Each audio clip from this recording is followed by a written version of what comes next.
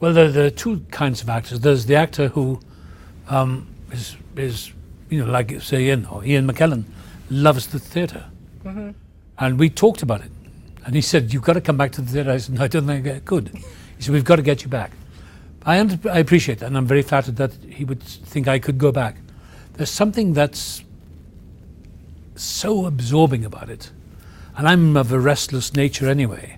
I've always felt like the outsider all my life. And the problem with the theatre is you have to take it very seriously. Well, I don't.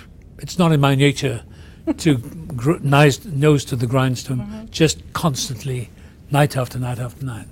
So I did King Lear and I did Antony and Cleopatra. I've done so many plays. I've been on those tours. And I noticed something in certain actors. And I worked with Laurence Olivier. And we were doing a film together called The Bounty. So we managed to get together after many years. And I'd see him in the morning and he was very ill. He's beginning to lose his memory. And he asked me, he said, do you ever want to go back to theatre? I said, no. He said, I don't blame you.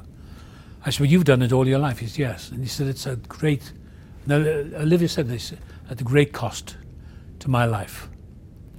And it's a great, glorious life. But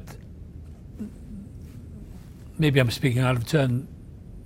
I hope his family don't take offense. But I don't think he was that happy towards the end of his life because he's very ill. But he dedicated his whole energy, which is great, to the theatre.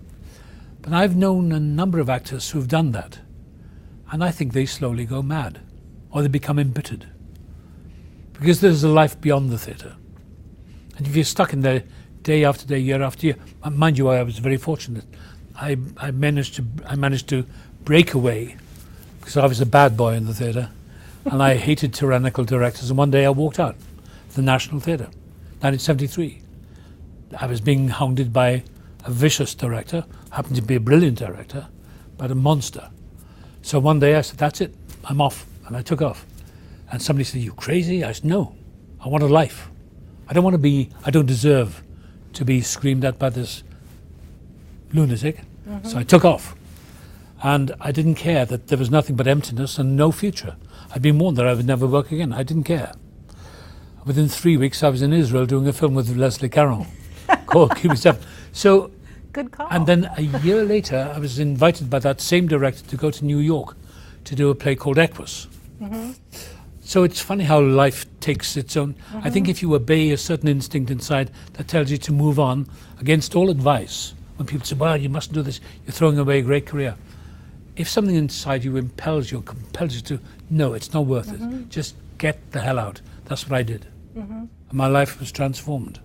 If I hadn't made that move that January morning, 1973, I have no idea where I'd be.